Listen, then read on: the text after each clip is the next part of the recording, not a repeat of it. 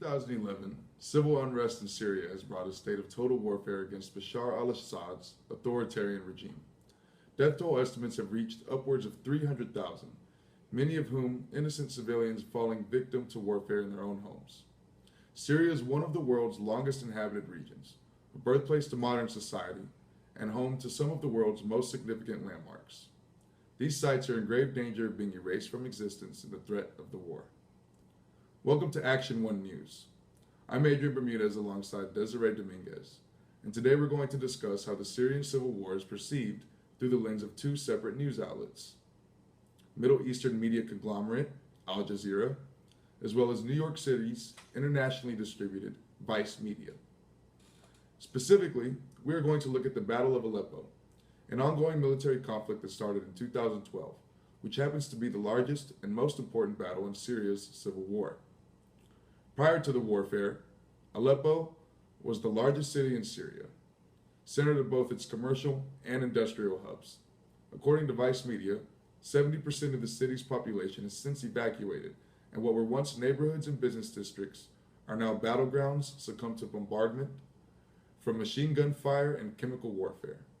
The city of Aleppo is divided into territories controlled by rebel oppositions from the Syrian National Coalition, the Islamic State of Iraq and the Levant, ISIL or ISIS, government forces from the Syrian Arab Republic, and various ally armies. The constant fighting over these territories and city districts has resulted in a death toll of almost 30,000 people as of July. The battle has had a devastating impact on both the community and the identity of the city, showing no mercy for the landmarks considered holy to the society. Al Jazeera English has immense footage depicting the battle in the city of Aleppo. Articles from the publication report the highest number of airstrikes recorded in the month of July. Aleppo, once the largest city in Syria, now stands in ruins as the war wages on. There are many interviews with distraught citizens who have lost loved ones and homes due to the war. Al Jazeera focuses greatly on the terrible effects people of the city are suffering from, likely to increase the sympathy for the country's situation. The victims of the war, often innocent civilians, are broadcast describing the devastation and the destruction of their homes in the city. With Al Jazeera being based in the Middle East and so close to the conflict, it isn't hard to find bias in its reporting. The appalling circumstances of the city, the scarce resources for those remaining in the active war zone, and the constant growing number of deaths and the unlivable conditions are constantly given time and coverage in this news outlet. While citizens and rebel soldiers are being interviewed and shown on screen, very rarely do we see an interview with a government official. Al Jazeera is reporting from the point of view of the people and ultimately sympathize with the people of Syria. As we discussed in class, Al Jazeera has changed the landscape of news in the Middle East by being a voice of the people rather than of the politicians. This has resulted in multiple people of power backlashing against Al Jazeera's reporting methods. However, Al Jazeera continues to showcase the news in the way they feel is morally right. Homes destroyed, and with nothing else to keep them here, many people have left this part of Aleppo. Others have stayed on despite the dangers. I've lost my house. The roof collapsed on my head a few days ago. We don't know where to go. We are human beings, not rocks. But we have nothing. No jobs, no hope, nothing at all. We don't know what to do. Vice Media's coverage of the war in Syria is an explicit, unfiltered account from the people's perspective. Cameras follow rebel soldiers through hail and gunfire to take viewers into battle firsthand. Because Vice Media is an internet and press-based news group, they don't necessarily have to follow the same regulations and restrictions as televised news networks, allowing for a much rawer depiction of what's really happening in Aleppo. Airstrikes in civilian neighborhoods, pillaging through buildings and roads, civilians cursing the name of Bashar, and soldiers watching their own comrades perish. Vice stresses a few important reporting methods from the Battle of Aleppo, one being the viewpoints of rebel soldiers along with the viewpoints of Aleppo civilians. These accounts are first-hand commentaries with soldiers and victims, and their stories are fully experienced by the viewer. You can see these people in the middle of a battle-torn neighborhood, and you can hear the fear and anger in their voices, seeing the emotion on their faces. This account from the people illustrates the corruption of al-Assad's regime firsthand. His use of inhumane military tactics to control the very same people he's responsible for making mad in the first place. He now faces charges against the United Nations for crimes against humanity. Vice also emphasizes the impact that chemical warfare has had on the city, specifically the use of barrel bombs. In an article about the explosives, written by Vice's Hannah Smith, she defines barrel bombs as nothing more than canisters packed with explosives and metal shards hurled from overhead helicopters. Just one of these barrel bombs can decimate an entire city street instantly. And they are also terribly inaccurate, regularly landing on top of schools, hospitals, and neighborhoods. Vice estimates some 20,000 Syrians have become homeless over the past 4 months alone due to barrel bombs. And at least 20 more of these barrel bombs are dropping daily. Although most of the city's population is evacuated, the more poor residents don't have a choice but to stay and face these harsh dangers of warfare every single day. احتمال حتشوفونا هلا يعني تقريبا هي زادت برميل حاليا 70% راح يطب يعني قريب علينا جدا. هو النظام يحاول ان يطوق على لكن هذا صعب جدا عليه.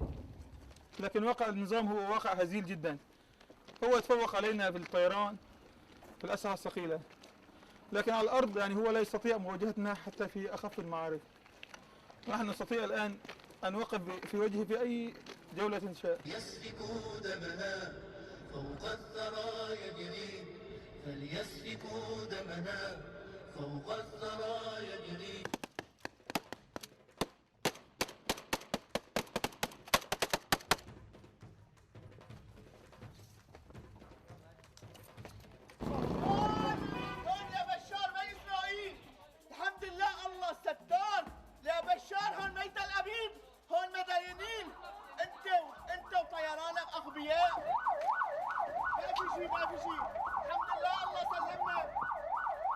سقوط برميل سقوط صاروخ فراغي من طائرة سوخوي على منطقة الشيخ نجار الحمد لله شهداء ما في أضرار مادية على منطقة المعامل ولا من أي شيء وبإذن الله صامدين غصبا عنا وعن بيت الأسد كلهم بإذن الله صامدين نحن. هذا قطع برميل أو أسفل البرميل يعني قطع حديد معدنية. شوف السماكة يعني O'zbekiston, Qirg'iziston, Tojikiston diyorlariga inshaalloh yaqinda kirib boramiz biiznillah. Sizlar murtatlar inshaalloh bitta ariqlarda qon oqadi inshaalloh. Kofirlarni so'yamiz inshaalloh. Aleppo's rich history dates all the way back to 5000 BC and is recorded as a very important cultural center as far back as the 3rd millennium. The ancient city, or Old City, is home to some of the world's oldest surviving structures. The Citadel of Aleppo, the Great Mosque, the Al Medina Souk, just to name a few, all of which have suffered irreparable damage from the war. The Citadel of Aleppo is one of the oldest and largest castle structures in the world. Occupants included great civilizations such as the Greeks, the Byzantines, and Alexander the Great. The Citadel served as the judicial, political, and military center of the city. Rockets have damaged the outer walls and the iron front door. The Great Mosque served as a city center during Greek rule and the Cathedral of St. Helen during Roman rule, construction dating back all the way to 715 AD. Famous for its domed fountain in the courtyard and its 45-meter-tall minaret, all of which destroyed by the rockets-propelled grenades during the rebel offense. The Al Medina Souk was one of the world's largest covered souk markets located in ancient Syria's famed wells. Dating back to the 14th century, Al Medina imported luxury goods including silk, spices, dyes, soaps, and various other products. In September of 2012, the market, along with various other buildings in the ancient city, were destroyed and burned to the ground. In 2012, Irina Bokova, the Director General of UNESCO, made a public announcement on March 30th, pleading for the protection of Syria's cultural heritage. She expressed serious concern about irreparable damage to precious historical sites. She urged for involved parties to comply with the Hague Convention for the Protection of Cultural Property, which outlines in the event of armed conflict, the international treaty requires its participants to protect the cultural property during war. Under this protection, it is stipulated that a sign is also permittable to indicate exceptionally significant cultural property under special safeguard. In June 2013, UNESCO placed 6 of Syria's World Heritage Sites on the organization's list for endangered sites. On the 2nd of October, Bokova released a statement of regret about the fire that burnt the Al-Madina Souk, the ancient marketplace in the deep-rooted city of Aleppo. Additionally, Bokova promised to send a special team to evaluate the situation and provide assistance for emergency conditions. The aim is to protect Aleppo's heritage and moderate the effects of disaster and ultimately avoid further damage. The war in Syria has obliterated what was once one of the world's most magnificent cities. With tensions only worsening, Aleppo's future is on the verge of being nothing more but an archive in a book, and future generations will only have words to experience these landmarks. We hope that you all learned something today. This is Action 1 News Team signing off.